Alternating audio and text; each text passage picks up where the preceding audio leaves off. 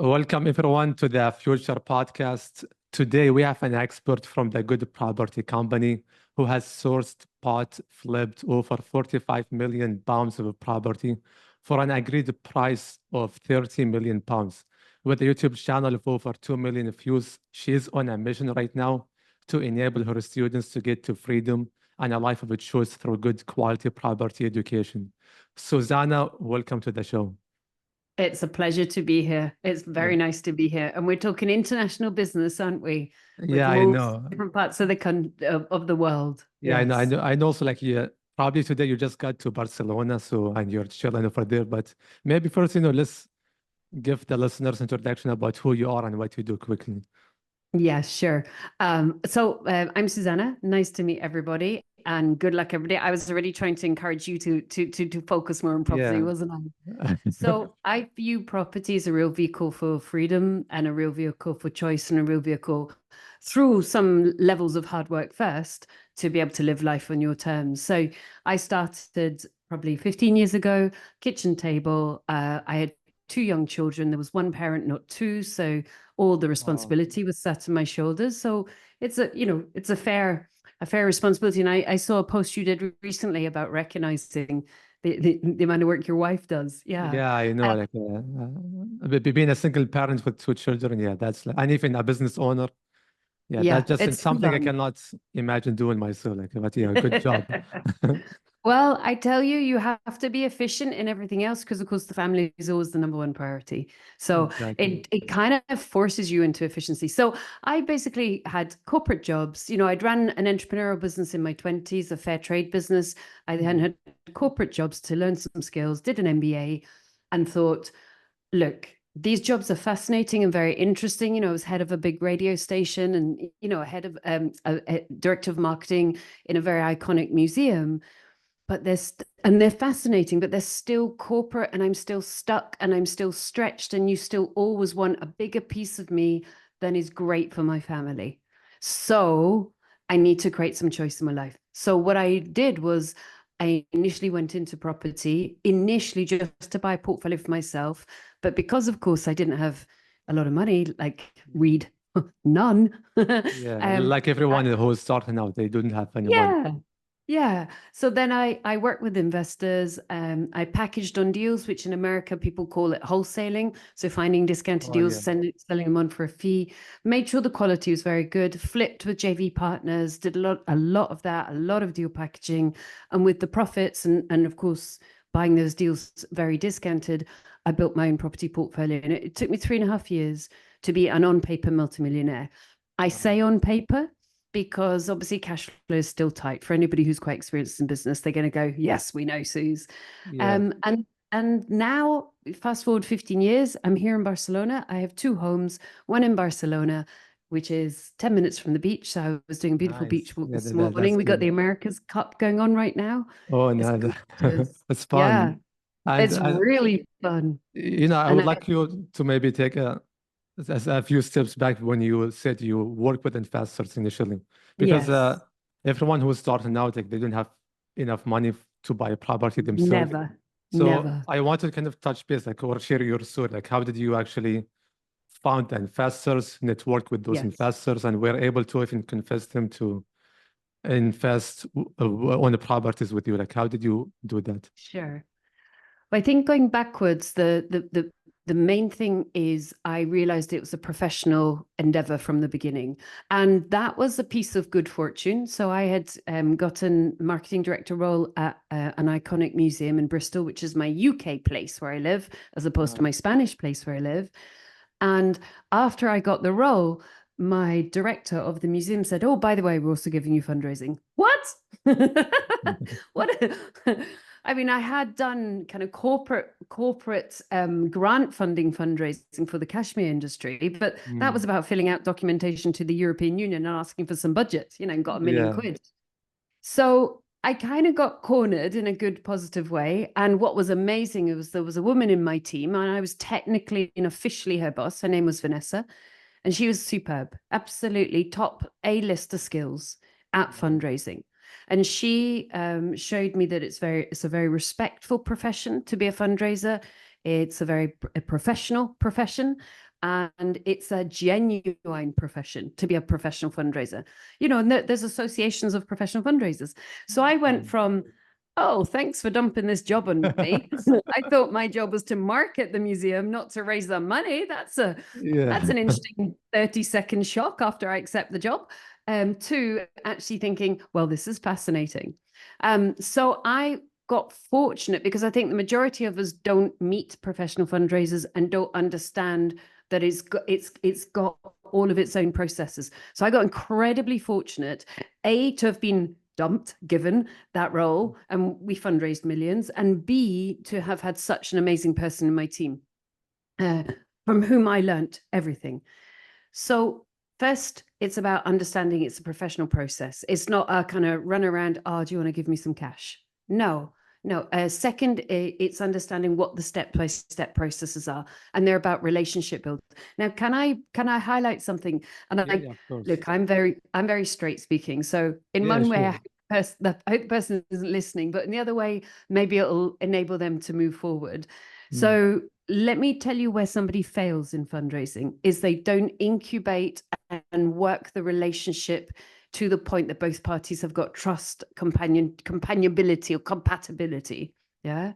So we're talking, and 4 months ago, I met a really fascinating entrepreneur, digital entrepreneur, amazing guy. I was super interested in what he was doing. We had a little chat, but he didn't kind of elaborate further. And part of me was like, oh, I really want to know more. But if you don't want to share more, that's no big deal. But what a shame for me, because I could have learned so much from you. And then 4 months later, I get a text. Oh, Suze, buying £1 million property. Don't really want to pay the massive bridging costs. Investors. And you think, no, with kindness. And then I was like, hey, I'm just getting on a plane, and then I got another text, hey, just give me a quick nudge. Hey, and another one. And you think, no, you invested nothing in this relationship. So that's, and actually for somebody who's normally quite cheerful, I was like a little cat with somebody poured water on. My hair was like, I'm annoyed you're using me. So that's a real good indication of how not to do it, which was didn't give before he took. Exactly. And then wanted to treat me as if I was an administrator. Hey, just giving you a nudge. Hey, hey, nothing. Like, I mean, the other day you did not give me nothing. So why would I give you anything right now? Yeah, I'm not your administrator. I certainly could raise £1 million in about 4 hours for you, but I have no rationale and no relationship existing to enable that to be the case. So what I learned all those years ago in the corporate job, which I then expanded out into properties, how to do it, and that was a really little example of how not to do it, which is 5 to 9 touch points, get to know each other. You and I meeting face to face for the first time, but I bet we've looked at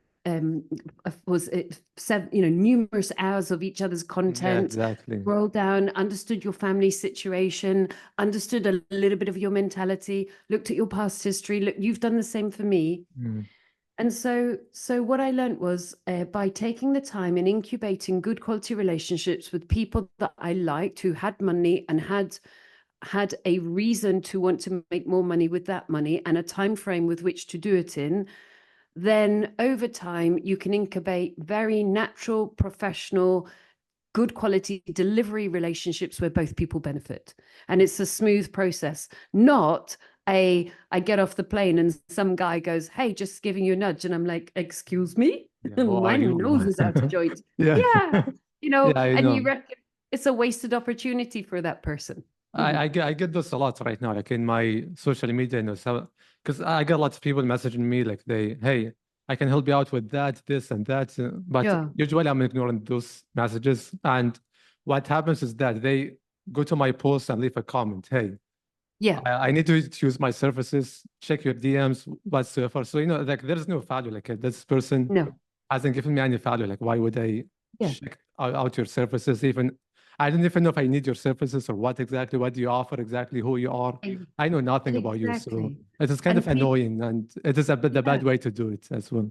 And people buy people, don't they? So the first step in raising fundraising is obviously to get somebody's attention and have some backup these days digitally to evidence that you are who you say you are, you do what you say, what kind of cultural values, what kind of family values. So I'll give you an example. As you can see, I'm freckly and white. I come from Scotland, right? Nice. And I had many, many investors, and I really enjoyed working with 98% of them. 2% no, 98% yes.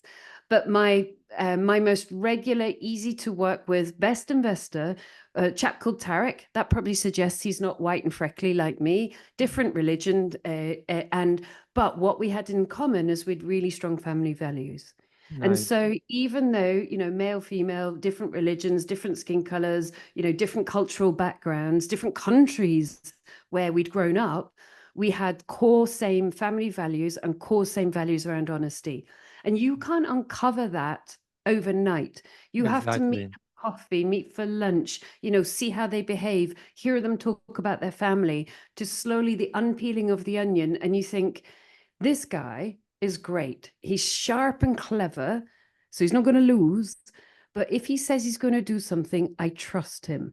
And hopefully he thought something of the same lines to me. If she says she's going to do something, she's not going to not deliver. Yeah.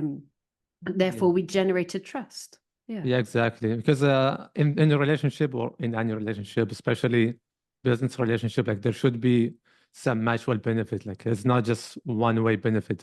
So each other can benefit. And also, as you said, there's going to be like some kind of similar values, like because you share the Yes. same, because you care about family, he care about family.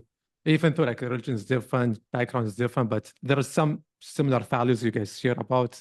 That's how kind of how a relationship is built.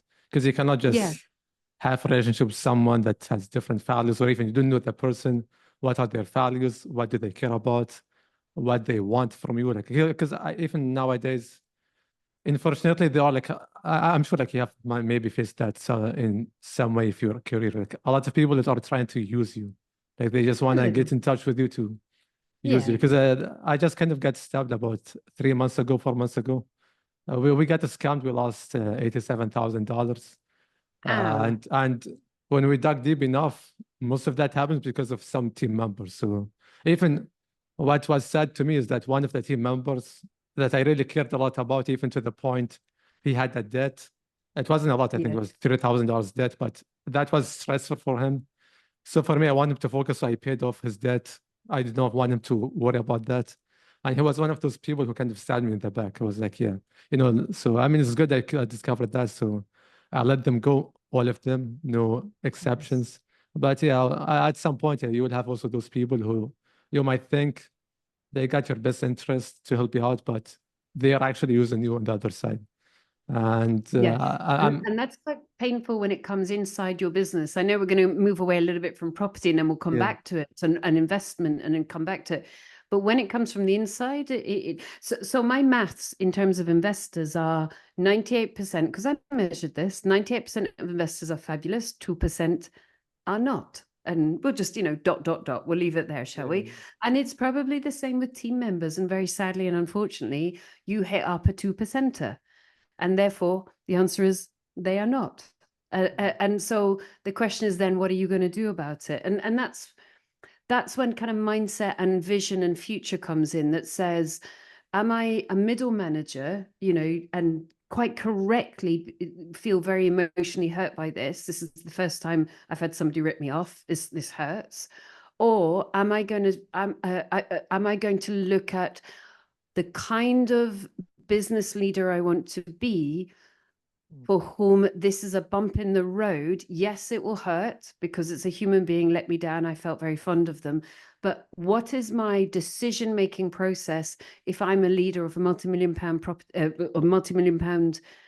business when this activity happens? And then it simplifies things. It doesn't remove all the hurt, but it simplifies things because you're going for gold, basically. So exactly. if I'm there in the future, my future self, how does my future self at the top of this business deal with, somebody ripping me off internally? Yeah, And, exactly. anybody in business has had the occasional insider, whether it's a contractor or whether it's a team member, ripping them off. It's unfortunately part of the baptism of fire of being an Yeah. entrepreneur. So yeah, how do you then place yourself? Am I responding to it at my current experience, or am I responding to it as if I'm 5 years down the line and I'm running a major multi-million pound business, and then it diminishes the impact, even though it will still hurt. And I'm very sorry Yeah. you had that No, I experience. mean, it is part of the business, as you know. And also, I liked what you said. It's all about leadership. Even part of that is like my fault, like my leadership skills, because I take ownership of that. Even I'm not the one who's managing the team. I have managers to manage the team because I'm just Yes. focusing on kind of the vision stuff. But yeah, Yeah. that was a huge lesson that we learned, and we made a pivot, and gladly everything's working out really good to us right now. And Congratulations. yeah, thank Yes. you. And I want to kind of take you back to the, because I know we're just, it's because Yep. it's We fun went topic. sideways. It's fun topic, you know. So, you know, after you didn't raising fund from that job, everything, and I know like Yeah. you started your company at your kitchen table, like at Yes. one what point exactly kind of like you made a thought that, hey, enough is enough now, I need to start my own company, and you just get started. What happened exactly that made you just get fired It's up to get to start? yeah. Well, I think people move away from a pain point and or they move to a pleasure point. And I Yeah. think in the early days, if your money and your month are only just matching, or more importantly, probably if you're in a job that's pulling you away consistently from your family, but yet that is the only way you currently have in front of you to put a roof and food on the table for your family. Therefore, your parental responsibilities are I put a roof and food on the table for my family. But Yeah. there's a disconnect, isn't it? There's a discord. There's a kind of it's making a noise because I want to be with my family, and so I don't like this. So it was that kind of, as much as I found these jobs intellectually stimulating, fascinating, and interesting, and occasionally, incredibly frustrating as any job is, or the political stuff. I fundamentally want to have time to be with my family, to travel. And this job, where I have to put an application in for asking for 2 weeks leave, like I just spent 3 months in Brooklyn, going Yeah. to, Nice. I was doing my own business, but I went to every Motown, hip hop, R&B gig out there. Um, Missy Elliott, Janet Jackson, Gladys Knight, George Clinton has Parliament Funkadelic. I mean, I I loved it. Could I, in a corporate job, go say, "Can I go and spend 3 months in Brooklyn? I promise I'll work." No.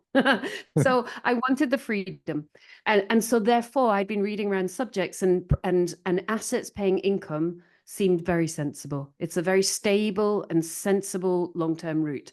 And in the UK, because we're a small island, they haven't been building enough houses for years.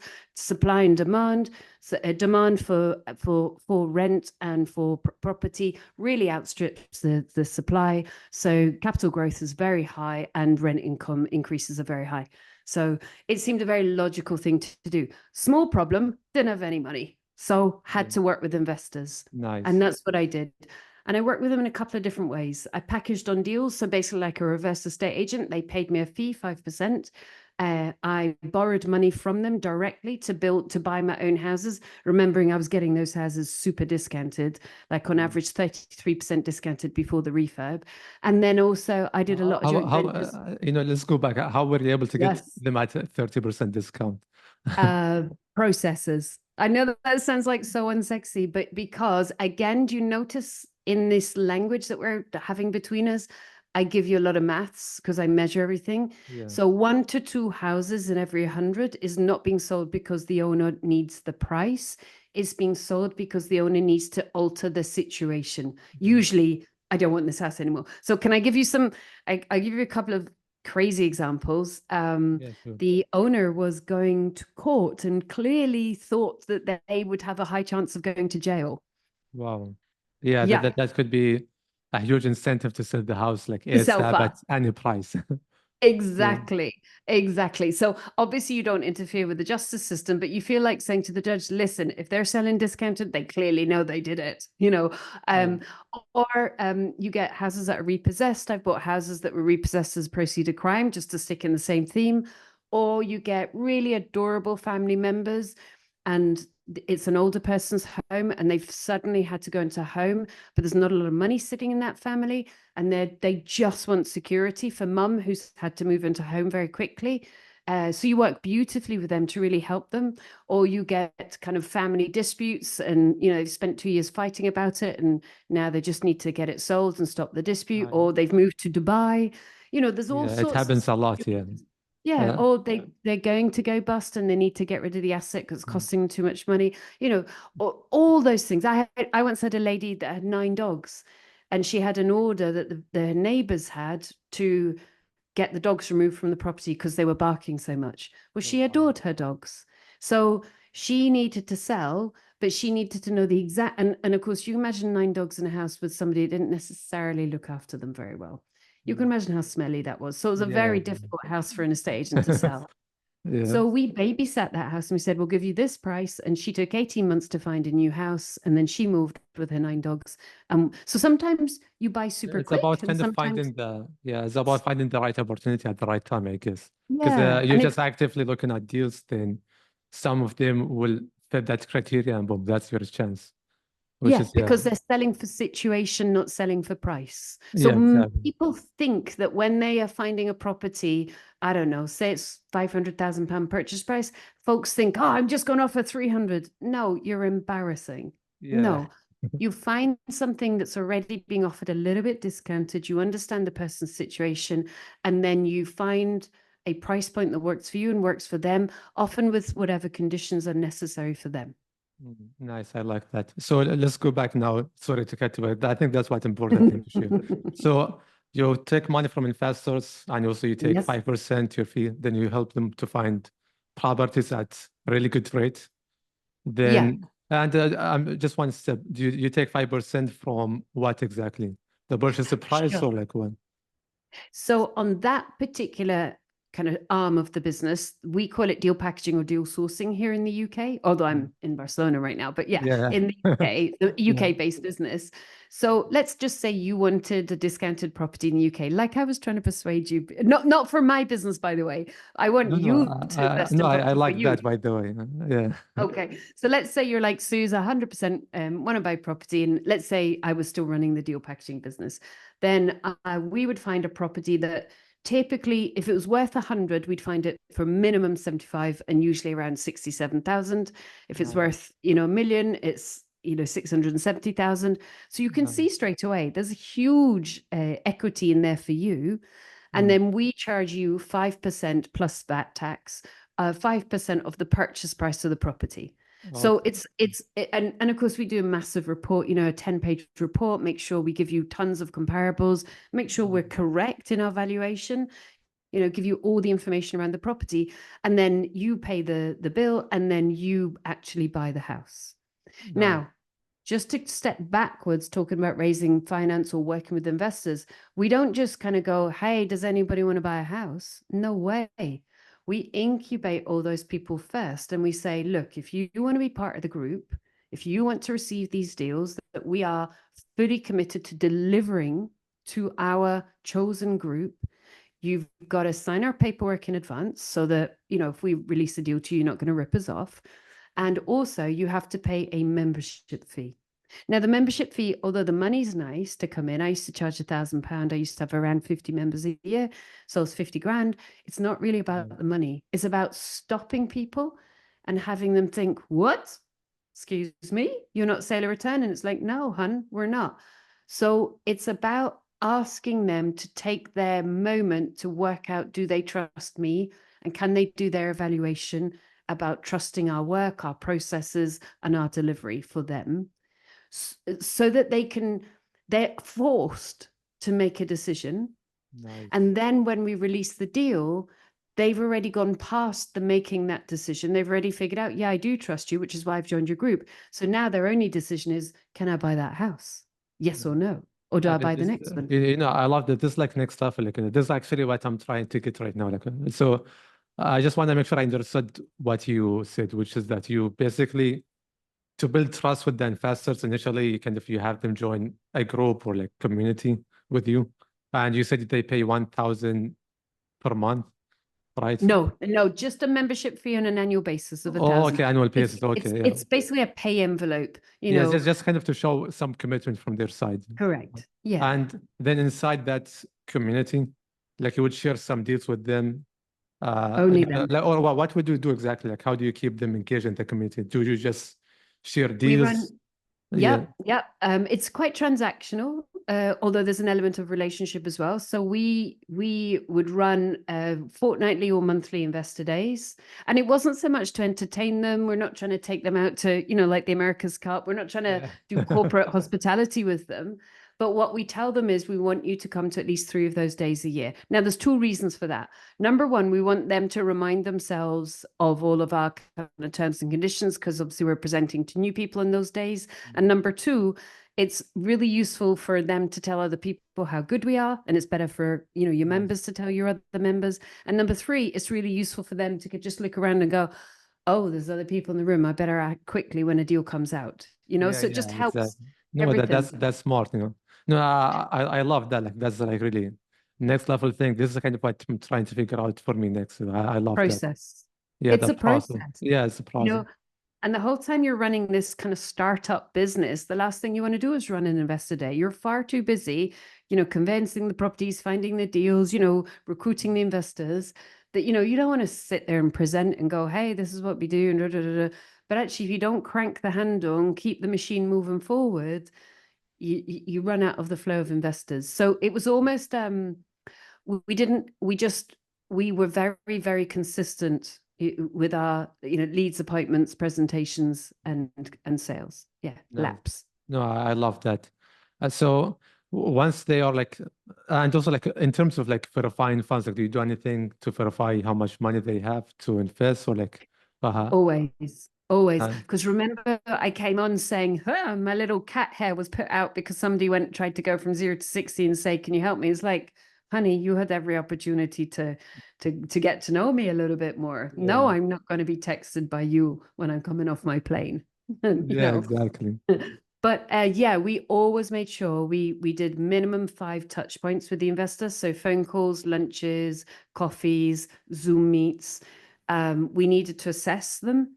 We need to assess their wealth. We need to assess also money laundering. Where does your wealth come from? But that's important. Yeah. I used to go to a gym where there was quite a few lads with gold teeth, and maybe they'd just been, a couple of them possibly had been entrepreneurial in areas that I really wouldn't want to know about, and maybe had just been, caught by the police doing that. And I'm like, don't you put your money near me. You've got to make sure the money is properly viewed and clean. Yeah. That's important. Great, keep it simple. So and we would always do the assessment. We get the lawyers to do any of the money laundering checks, so, and again, because I'm not a lawyer, it's better to have your legal team doing that. And you wanted to see proof, and then once a year, because most of our members wanted to stay every year, once a year we would recheck their situation to make sure nothing had changed in their circumstances. So we had to see things like, if you own properties, you need to send us proof you own them. We need to see the mortgage statements. We do the valuations ourselves. If you're on a salary, we need to see the salary. If you've got savings, we need to see a screenshot of your bank account savings, and our lawyer needs to evidence it as well. Nice. No, I love that. And do you usually keep those community members in what kind of groups? Like, do you use like Facebook groups or like WhatsApp groups, or like what exactly? We were so old school, because remember, this isn't necessarily for them to hugely talk to each other, although we didn't mind if they did. No, they were on our CRM, and every time we had a deal, which was more or less once a week, we would text them and say, here's the headline of the deal, and we're just about to release the deal report. Phone up if you want to talk more about it. And then we'd release the deal report on email, and we'd almost always have 4 people phoning up trying to buy one deal. So that meant that almost every deal got sold within 30 to 60 seconds. They'd pay a second reservation fee for the deal, and then they pay us upon exchange, which is when they legally have the property. So typically we were paid most of our money 8 to 10 to 12 weeks later. And so you do a deal like that every week. If the deals are like 300 grand, you're getting 15 grand a week. If they're 500 grand, you're getting 25 grand a week. If they're a million quid, you're getting 50 grand a week, 5% of the purchase price. But your deals have to be very good. Yeah, of course. Yeah. Like it doesn't make sense for them to invest if the deal is not good. But No. I love that. So like it's kind of almost not a lot of commitment from your side. They pay to kind of become on your email list, basically. Whenever there is a deal, boom, here is the deal. Yeah. And also you do that once a week. But I know there's a lot of hard work to find that one good deal, I'm sure, because that's also Yes. what we do at my company. But we do it for business side, not properties. But yeah, I love that. And then, so that's how you started. Like, do you still do that today, or like then? Because I know probably things has changed later on for you. Yes, no, don't need to. Because I think what you do when you're developing up is, I mean, I quite like watching Cody Sanchez, and she talks Oh yeah. about you need to put a lot of hard work in to understand what smart work is like. You know, you got to go through the kind of hard work jungle first Mm, and measure and figure out what smart work is. I don't think, unfortunately, you can just go straight from zero to smart work 4-hour work week. I mean, maybe you can, and if somebody can, then I'd love to hear how they did it. But yeah. for me, it's like go through the jungle of working really hard. And so now I got properties myself. And we did a lot of flipping at the same time. And we did a lot of joint venture flipping. We built houses, you know, we did all of that kind of stuff, you know, commercial to resi, houses into flats, you know, dung, dung, dung, dung, dung. And at one All of point them. we were flipping 30 houses at the same time. So we were pretty busy. Uh, Wow, yeah. Yeah, yeah. the 30 at a time, yeah, that's like a lot. Yes, it was. Yeah. Yes, yeah, yeah. And that, you know, you had to kind of develop up really clear systems. And to be fair, let's be truthful about it, guys. You know, it kind of almost all my deals were really good, but every now and again, your quality process would slip. Not so much on the deals, but a couple of times I brought in quite young members of the team because I wanted to grow people internally, and I just hadn't. You have to own it. I hadn't put in enough kind of deep level knowledge training to be able to manage a flip, and you think, whoa, I'm going to have to take over here. And actually you have to go back and say, well, did you put your processes in, kiddo? No, they were showing promise. I gave them their head. No, we need to actually go back and detail it step by step by step. So I'm not a person to like try and hold business back. Not at all. You know, we're doing 50 deals a year, but I've really understood that to do something well, you have to do it very thoroughly. Yeah, of course. I agree with that 100%. So, so like right now, and when you mentioned, because I have seen you mention this a couple of times, like about your $45 million pounds properties, you sold them for like a great purchase price of 30 million pounds. Like, well, what happened with that exact statement? Like, what did you mean by that statement Okay. exactly? Sure. So we sourced 45 million pounds worth of property for an agreed purchase price of 30 million quid. And out of that, I bought my own property portfolio. We did a whole bunch of joint venture flips. We did a whole bunch of package deals. So we almost had a recipe. Here is a discounted property. Now, is it going to be the starter, the main course, or the dessert? You know, the starter is the deal packaged. Okay, Yeah. I'll sell it to you. You'll pay me 5%. If it's 500,000 quid, I get 25 grand. Great. You get an amazing property, probably worth about 320,000. So you've got like 180 equity before the refurb and my fees. So you're happy days all the way to the bank. And I'm happy because I've got 25 grand. Yeah. Yeah. So that's your starter. Your dessert is let's joint venture flip where you pay for it, I manage it, and we split the profit 50-50. You know, sweat equity in for me, cash equity in for you. And again, you make more money, but obviously it's a bit more effort. And then your main course is you either use the profits from those two, starter and dessert, or you borrow the money directly from an investor. If it's worth, I don't know, 300, you're going to buy it for 200, you're going to refinance it and pay back your investor.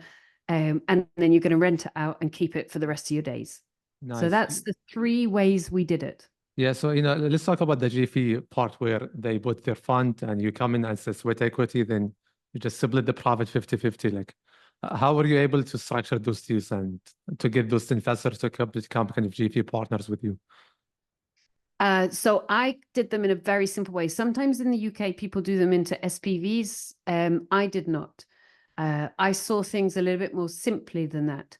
So could we just suggest that you and I joint venture? You're the money guy. I'm like Yeah. running around trying to make my way. Got the sweat equity, okay? Yeah, sure. So you've got the money. I don't see why I should technically hold ownership of that property. It's not going to make you feel very good. Yeah. It's not going to be persuasive to you. And Yeah, that's what I'm thinking as well. I don't need to own the property, right? Because I put legal stuff on top of it. So Mm. how I did it was You will buy the property in whichever vehicle is efficient and correct for you with your taxation, right? So, as a multi-million pound investor, you're going to have good tax advice. I'm not a tax advisor. You're going to have good tax advice on what's the best vehicle for you, right?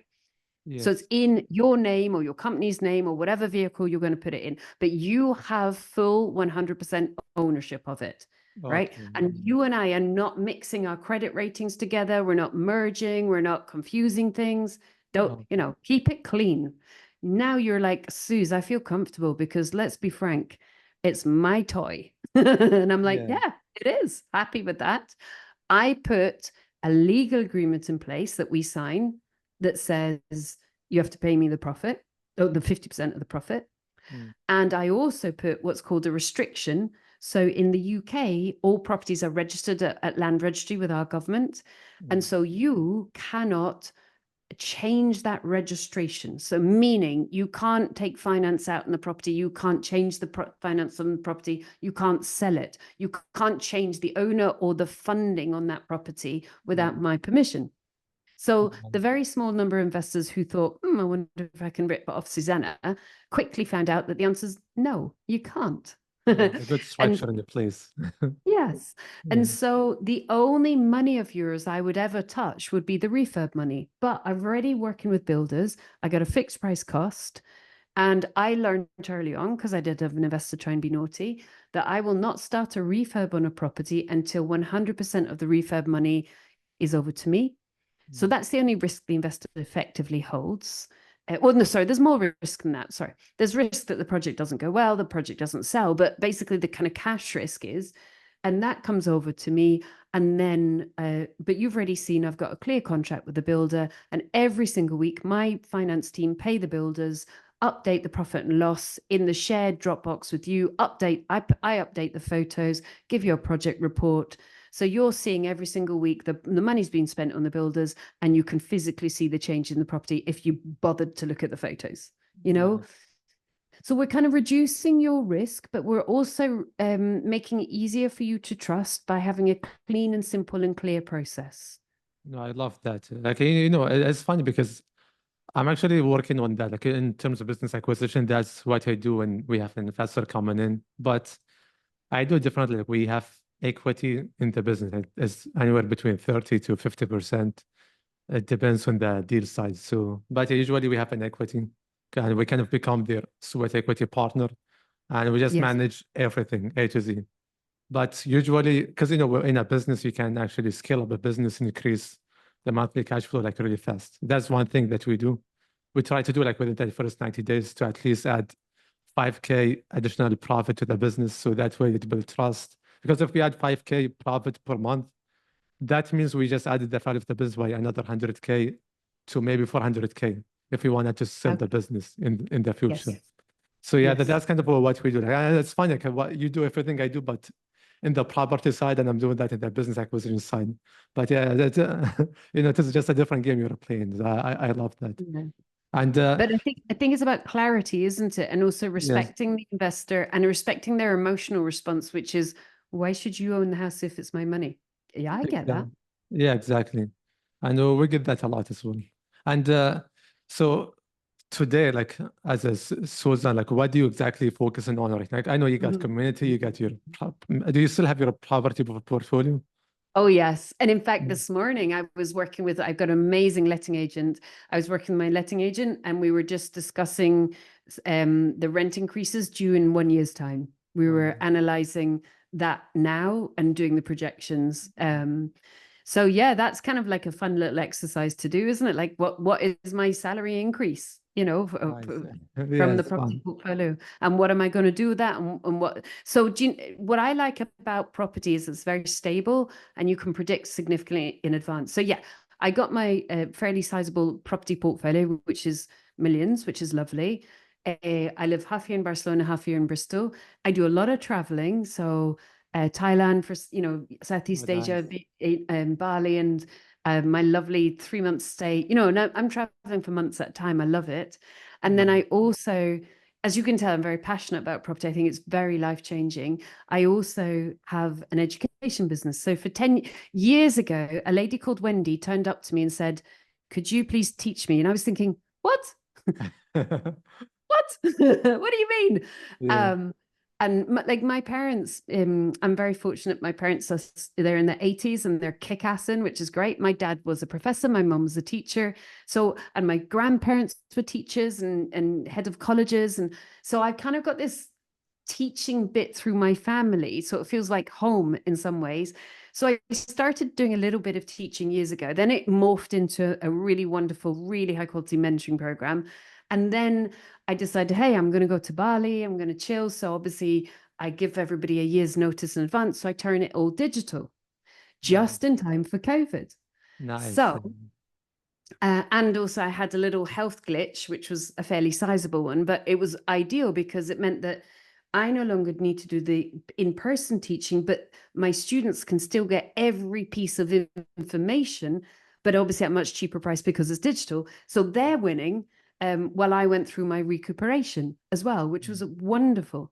So these days, in terms of business, I have my education business, which is primarily digital, but I do some coaching calls as well. I have my property portfolio, and I'm just, I have to tell you, eyeing up Barcelona and thinking, I think I may do a second portfolio based in Barcelona as well. Oh, Yeah. nice. Do you mind sharing like how much monthly cash flow are you getting from the property portfolio? You didn't need to share So that if you don't. I can give you broad rather than I don't share specific just because I feel it's a little bit of Yeah, privacy. yeah, But sure. and I'm very straight speaking to people. So I have most of my properties are in my personal name. No, I've only got about £1 million worth of property in my limited company because when I started, people bought them in the personal name, and it's a major six-figure income comes in from the property portfolio, and of course that's a very stable income because what I like to do is I like to like literally the minute something breaks, get it fixed. The minute something's dirty, get it cleaned. The minute something needs repairing, get it get it painted, get it repaired. nice. So what we've ended up doing is having very high quality properties matched with high quality tenants Mm, who eventually will be homeowners themselves. And yeah, so they are very keen to pay because they don't want any credit problems, as well nice. as they're just brought up that way. Yeah, So it's a very stable. And then the next thing we did was we moved it into, if we're doing students, which we do a lot of, how about we have them paying on a quarterly basis? So it's a major six-figure income, which is very nice. nice, No, that's good. Yeah, which is and stable and predictable. yeah, Yeah. yeah, that's the good thing about property or having assets that pay the bills. And Yes. I Oh, and wanted I'm talking, sorry, let me differentiate between turnover and profit. I'm talking profit, not turnover. So turnover, as everyone knows, is ego, like, and profit is actually what you what get it makes. paid. Yeah, Yes, that. yeah. So Yes. yeah, that's good. And I wanted to share this because I think this is like really important for everyone to see. Like even when I saw this somewhere, like about at some point when you shared about your health issue, like you fought for cancers, I think, if I'm not wrong. Yes. But I didn't want to mention too much. yeah, but Yes. I mean, if you don't want to mention that, no problem. But Oh because no, I think that the mindset, it was more yeah. to respect your Oh podcast no, no, than because yes. no, I think that mindset shift you used at that point kind of helped you to heal, which is really Yes. amazing. So do you mind sharing about what happened exactly during that time and Yeah. what mindset shift? What are the thoughts you were thinking about to just heal? Because I know that moment is scary moments for sure. Because even we Yes. just by the way, we just lost our neighbor because of cancer. Oh, And I'm she was a sorry. good friend of my Oh, mother, and we lost my wife's grandmother last year because of cancer. So I know a lot of people don't make it, when they get cancer, yeah. but I'm Yeah. glad you made it. So good job. And I want to share with others like how you were able to make There's, it. there's an Instagram account that I adore called The Cancer Patient, and one of their sayings is "Good job not dying." And when people have their cancerversary, they'd have cakes and they say "Good job not dying." So the one practical thing, if I can share that with you first before briefly doing is Yeah. I would so strongly say to you and for you and the people you love, be proactive, especially in the country you're in now. You'll get amazing healthcare and get annual MRI scans, annual colonoscopies, annual fit tests, annual mammograms, annual cervicals. Okay. So just be really proactive and try not to be scared of it, because if you catch cancer early, it's just a blip. If you catch it late, it's really tough. Yeah. Yeah. So please, everybody, just go, all right, Suze, roll your eyes. I'll go and get those scans done. Yes, please. So, so what happened with me was, unfortunately, it was a bit of a misdiagnosis. You know, they thought I was too young. They didn't do the proper tests. I came back 2 years later saying, hey, this is still not right. And yeah, the guy was January 2021. He just said, you've got cancer. And I was with my daughter and I leaned in and I went, this better not kill me. I mean, at first I was in our public service system and it was taking like 3.5, 4 weeks for the scan results. And that's mental torture. You know, I have cancer. Is it terminal? Is it not? So quite quickly I switched and I paid private, which again, thank goodness for property, because I could afford to pay, major cash for treatment without thinking about it. Thank God for property. So yes, I ended up with 4 individual primary cancers, meaning they're not technically connected. It was a bit tough. So I've been through the lot. Chemo, radiotherapy, surgery. The day after lung surgery, I was on the exercise bike, hooked up to all my tubes, and I was exercising with my friend Charlie on video, because if you exercise, it'll flow the blood and it gets everything healing quicker. And it was tough, and I'm not going to pretend it wasn't tough. And the moment where they said, we think we're going to send you for a brain scan just in case, that was incredibly tough, where you're dropping into a basement of a hospital. Yeah, that was hard. Yeah. Yeah, because you just cannot wait for the result to come out and you're just nervous. Yeah, it's really scary Really moments. tough. It's tough. Yeah. But it's also, and so I'm not going to pretend it wasn't tough, okay, folks? I'm not going to pretend like I just floated on the surface. It was really tough. So the good news was I didn't need to work because I had properties. The good news was I had money to be able to pay for treatment. So I did, and my thinking was, if I can just improve my chances by 1% with everything I'm doing, 1% on better food, 1% on exercise, 1% on love and affection and connection, 1% on massage, whatever the heck it is, I was paying for all sorts of additional tests and all the rest of it. If I can improve, if everything I do does 1 little extra percent, I'm not in charge of whether I'm going to die or not, but I am in charge of trying to incrementally improve, which I think is an entrepreneur's mindset, isn't it? No, I love that, because I just remember, like, I heard this from one successful entrepreneur. I forget his name, but he said that one day he got so sick to the point he might just die, and he was in the hospital for like weeks. I mean, he finally made it, but during that time being in the hospital, like, he was just acting as if he's okay. Like, even he was sick to the point he cannot even move, he cannot even stand up. But he had the nurse to hold his laptop, and he would just get things done, all of that. So he was actually in the mode of working to make sure like he still get things done. Yes. Then he made it. The nurse told him that, hey, by the way, you made it out of the hospital not because of us, the treatment, because of you, because of your mindset. Because she saw how he operated, how he thinking. Because it's just like he's okay. Because so most of the time it's just with the mindset. And I love also what you went through, which is just being proactive. Because that's helps you to just keep moving, kind of have a future, being positive. Because I'm gonna be out of here. Yeah. So I never once claimed ownership of the decision of whether I was going to die or not. I was really aware. I knew my stats. I had a 40% chance of dying on the first cancer. Yeah, I know. I mean, listen, some other people have a much harder stat than me. I still had 60% likelihood of survival on the first one. And then obviously the other ones came through as well. But I kind of honored and respected the fact that was out my hands. But the pathway towards that final judgment moment, maybe I can tweak that pathway a little bit. That was my part.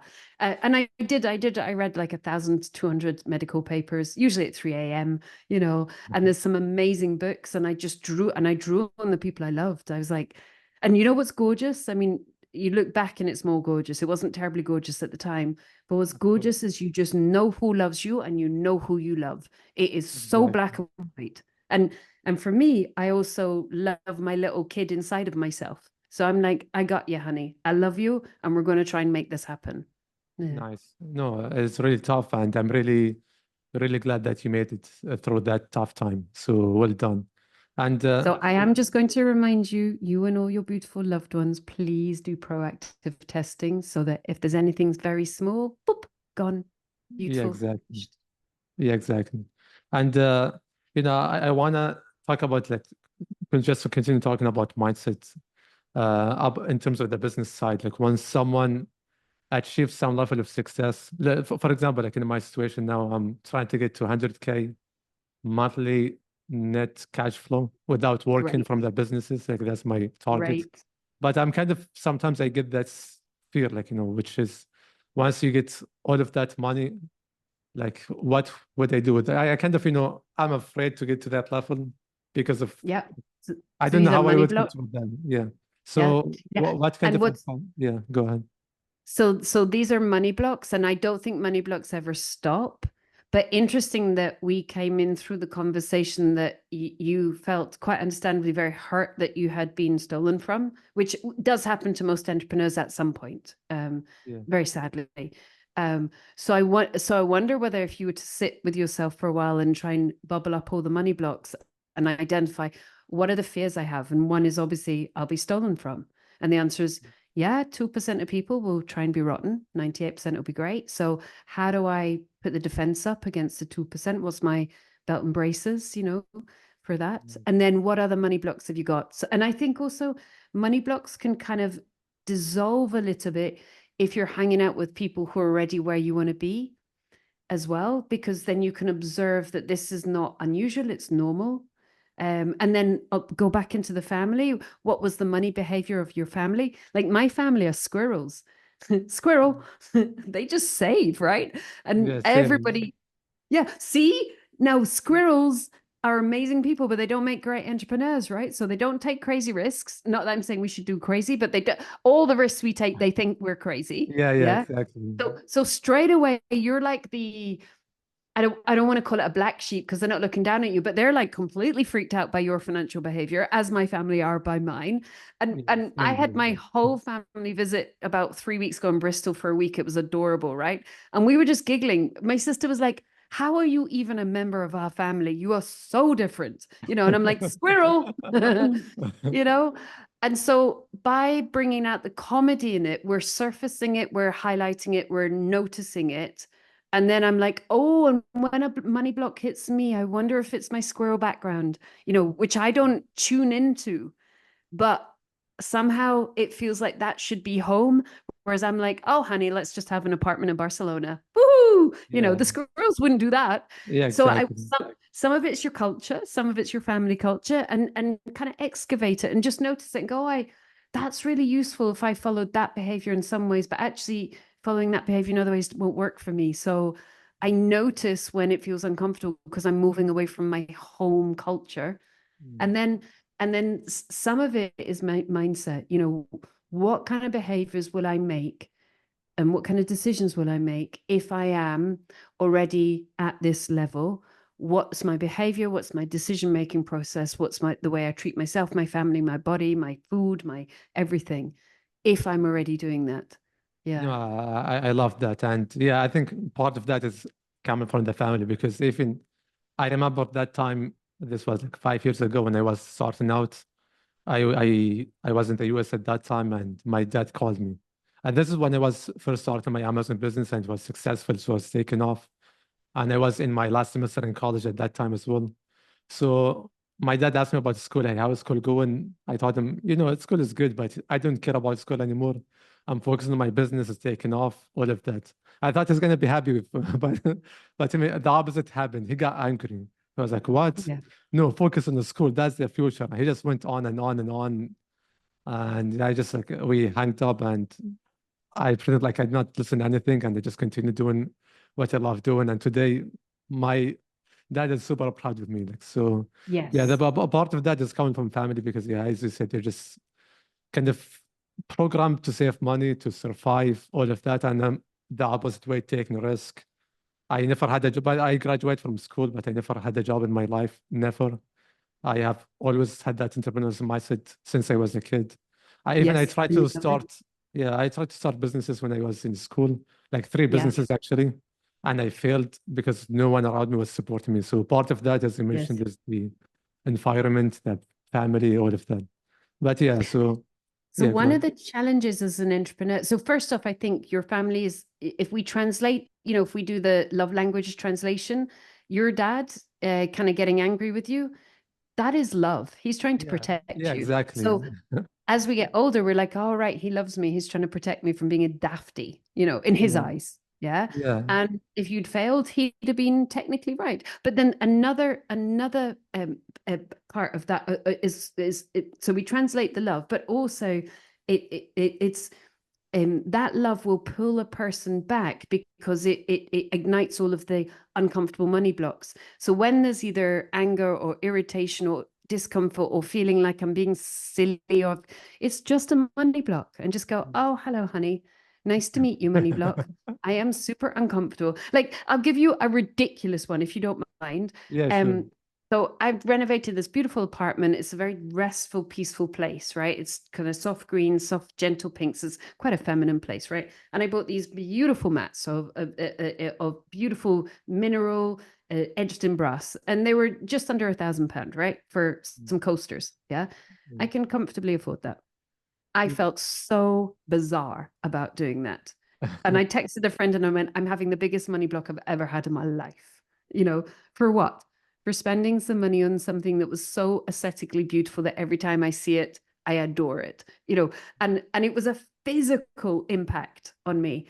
And what it was recognizing a money block is coming in big, kiddo, because you've grown to the next level, but you haven't brought your mentality with you. What are you Yeah, doing, Buster? And what is the point of growing to the next level if you're not going to catch up with yourself? yeah, exactly. I don't mean like I spend that kind of money all the time. I don't. I go for walks beside the beach and I just love being in nature, and I love all of that general life happy stuff. Nice. But what's the point in panicking about something that you can comfortably afford because you've got some cultural background to it? Chill Yeah. out.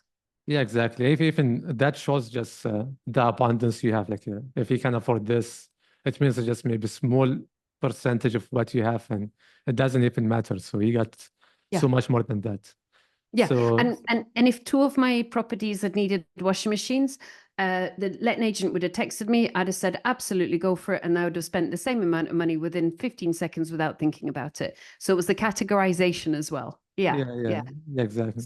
So I do think as entrepreneurs, money blocks and moving your mentality to the next level of strategic decision making without ever going the other way and being too big for your boots, as we'd say in the UK, that you forget about the basics, which is cash flow, profitability, margin, receivables, Yeah, all, all of that. deliver, what's your team delivering? How are they scored? Is a 7 acceptable, an 8 good work, a 9 brilliant work, a 10 unbelievable work, and below a 7, I'm sorry, babe, but we're only A-listers in this company, so you don't have a place because your work hasn't earned your place, So these are the basic, entrepreneurial day-to-day bits as well. Yeah, exactly. No, I love that. And you just shared so much knowledge, value. Even I learned a lot myself today. And I want to kind of take you now to the last part, because I know we're kind of running out of time, which is the future part for yourself. So Yes. I'm curious for you, like, since I guess now, like, you live comfortable life and you have achieved a really good level of success and well done of that. But I'm curious, like, for the next 5 years, like, what are you going after right now? Like, why you are not retired already? Like, what are you going after? What do you want to achieve the next 5 years from now? So part of that for cancer experience, and every 6 months I get tests, and those are interesting weeks, because you're nervous, Yeah. is an acute realization of how important life is and how important people I love are. Mm-hmm. So I want to experience life as deeply as possible. and I want to go and explore this amazing world, you know, and travel an awful lot. But I also, you know, like my son lives in the next street to me. He was emailing me yesterday saying, Mum, I've done some jobs in your flat. You know, I was thinking I could do this and this. What do you think? And I was like, well, kiddo, here's a list of things, you know. So of course I was, you know, I was thinking, oh, honey, Mum's back.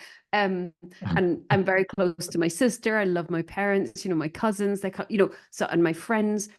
So relationships and relating and love and connection is very important to me, but good quality, you know, try and really invest in that. Travel and exploring this world is very important to me, but I also love business. You know, I get a buzz from either me doing business, seeing you, you know, I'm like buzzing. I want to know when you're going to hit your target.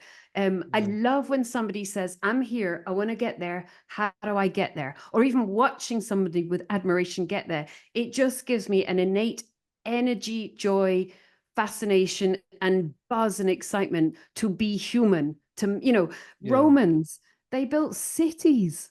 I mean, incredible. They built viaducts. You know, somebody stood back and went, that was amazing. You know, and those viaducts are still there in Portugal. They're still there in Valencia. So it's that thing of human achievement, of doing a good job. I know it sounds funny, but I love that. So what I want to do in 5 years' time is love and be loved, commit and be committed to in relationship times. I want to travel like mad, but like for weeks or months at a time. And then I want to pay off all my mortgages, because why the heck not? It's a really fun challenge. And I want to see my students flourish, and I want to have a good education business, but one that's still enjoyably human. You know, so I love it when my students are like, Suze, I just built 5 houses. Suze, I just offered on 29 flats. Suze, I just raised 500 grand. You know, I love it when they fix problems that they are inherently working on right now to get from where they're at to where they want to be. So it's the viaduct, it's the Roman viaduct, but in property. Yeah. Yeah, nice. No, I love that. And I guess you have right now, maybe you have achieved already part of that 5 years goal, which is you're already working on that. You're traveling, helping other people. Also, I get maybe the main challenge is paying off the mortgage, because I know that's part of the game in real estate. Always get mortgage, get to the next property, all of that. But I'm gonna ask you like a challenging question. Let's say if you only have like 90 days, not 5 years, to actually make that happen. So what actions would you take to make that happen in just 90? And you don't have another choice, but making that happen in 90 days. Okay, so 90 days has to be all about fast sprint cash, doesn't it? Because it can't be about long-term delivery, delayed gratification, which property is. It's about 90 days fast sprint cash. All right, so if you're saying my target is to pay off all my mortgages within 90 days. Yes. Oh, that's painful. Okay. Oh, but I love it. So here's what we would do. We would absolutely deliver on the education business and just increase those sales and love it. And really, you know, it's already great. It's already a really good quality education business. We simply turn up the volume for our wonderful students, so that cash would come in. That would help. I would package deals like a crazy thing, because you can't buy and sell within the UK within 90 days. So unfortunately, the flipping opportunity is out, because I was averaging 5 3/4 months. So I would deal package probably 3 deals a week, every single week. And then I would cry, but I'd probably sell some of my properties so that the equity would be released to pay off the entire portfolio. And I would pay off that portfolio within 90 days. But if you forced me to do it in 90 days, I'd have a few houses fewer, because the equity would need let's say if you have 6 months or 9 months to make that happen, then what would be different? Oh, 9 months, I would flip. So 9 months, I would continue. I would increase the volume of wonderful students, but keeping the quality high. So that's a great business. I would deal package 3 deals a week, every single week, nonstop. So that stays the same. I would then joint venture flip project after project after project after project, because I'd be paid back within 6 months. Delicious. And then I wouldn't need to sell any of my houses. And then the additional thing I would do is I would joint venture with owners of land, put planning permission on it, split title, sell it in auction, split the profit 50-50. So you're not even managing builders. So there's 4 strategies, and I'd have paid off my mortgages within 9 months. Nice. Oh, No, I should do it, shouldn't I? None of this going to the beach. yes. Yeah, so Oh, I that's like the good being thing about good this under pressure. question, like it just makes you think about what is possible, what is ahead of you, and you can achieve Yes. that target But much sooner. do you know one of the kind of really big cash generating strategies that people don't talk about a lot in the UK is small scale projects, adding planning and selling back out into auction.